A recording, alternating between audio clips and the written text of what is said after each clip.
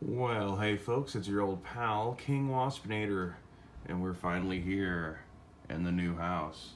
And I've been able to repurpose this shelf to actually, for the first time in over a year, display my entire library.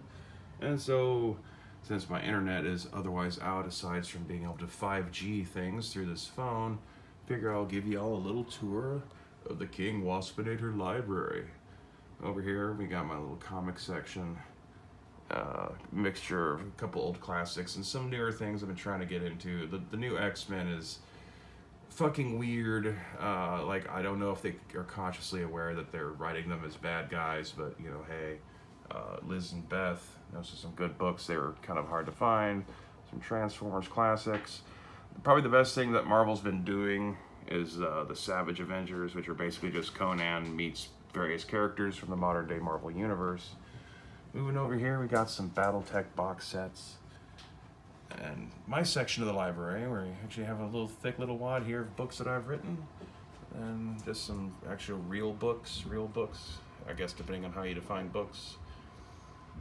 Last Unicorn, The Silmarillion, The Odyssey, Panther in the Sky is a great, great novel about Tecumseh and John Sherman. Some Edgar Rice Burroughs, those Dragonlance books that I bought and only got like 2 chapters in before I got incredibly bored. Got a dragon hiding out back here. But you want to see the game library, so we're gonna start off. We got a Star Trek section. We got Dune. This version of the Fallout role-playing game, do not buy that. This is turning their miniatures Fallout game into a role-playing game. It's not the more updated version of the Fallout RPG. So I highly recommend don't waste your money on that. But, you know, we got all the Modifius Star Trek books. Got some technical manuals for the various fleets that you can find in the Star Trek universe. And we got a little White Wolf section that I'm kind of recently getting back around to recollecting White Wolf books. Classic West End Games versions of Star Wars. Got a little BattleTech. Over here we got some of the micro RPGs, micro chapbook RPGs to be specific. Probably the best solo playing RPG rules you can find. Paleomythic, and then the rest of this section is all Call of Cthulhu.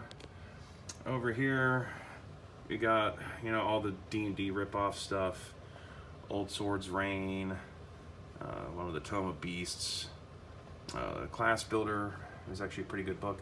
A really, really good book for world design is a Magical Medieval Society, Western Europe. I very much recommend that if you're like into doing your own world building. And then we got like a couple copies of the basic fantasy, Lion and Dragon, Dungeon Crawl Classics, Mutant Crawl Classics, and over here just filling up some space is the Modifius version of Conan, which is, you know, great setting presentation, but one of the more worse versions of Modifius's rules in my not so humble opinion. Now down here, this level, we're getting down in the world of Dungeons and Dragons. We got the 2nd edition AD&D core books, Council of Worms, a couple of core source books that I find are super useful, Sages and Specialists, Den of Thieves, and City Sites. And of course we got a nice big thick Planescape section with the printed versions of the box sets you can get on Drive-Thru RPG. And we got a little Spelljammer here. Dark Sun, which, like, man, I would try running it if it weren't for the fact that I can't get a copy of the Psionics Handbook in print unless they've finally changed that. But last time I remember looking, they didn't have it. Got a bunch of Dragonlance adventure modules and the basic Dragonlance book. Some obligatory setting filler to go along with Forgotten Realms, just to beef up some of the stuff that the 5th edition books don't get into depths with. In particular, I recommend Elminster's Ecologies is a good one. Calimport is a great city setting. Elves at Evermeet's also a really good book. Dreams of the Red Wizards I very much approve of. And then a better, we got the Rules Cyclopedia. We got some of the setting books for, what do we got here? Glantry and Karamikos and Alphatia and Thyatis, the Shadow Elves. Got the Hollow World, some more adventures. a few of the Goodman Games adventure modules that they put together. Isle of Dread and Lost City being among my favorites. I know this might be sacrilege. I don't really actually personally care for Gary Gygax's own adventure designs as much as he might be critical to D&D being in existence. I don't care for Tomb of Annihilation and, or I guess Tomb of Horrors. Yeah, Tomb of Annihilation is the newer version. Anyway, and Expedition to the Buried Peaks, whereas, I mean, it's interesting in concept and execution. I find it a little lacking. Here's my teeny tiny little 4th edition section. Here's the Feywild, Menzo Benzeran, and the Dungeon Master Guide was the only core book from 4th edition I still keep around.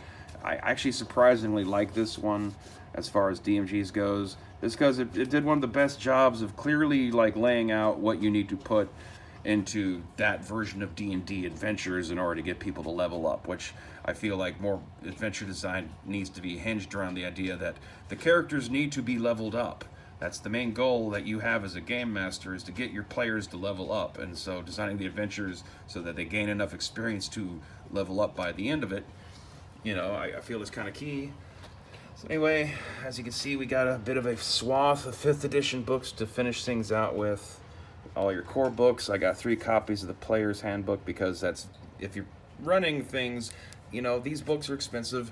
Not all your players are going to have a copy, and only having 1 copy of the book that's being passed around at the table constantly anytime there's any argument or someone wants to look something up over a rule, it's just handy to have spares around, so that's why I got this many.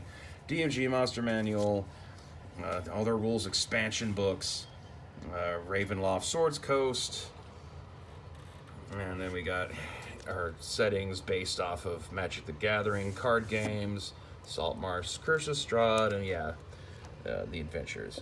The Essentials Kit, which I actually ran.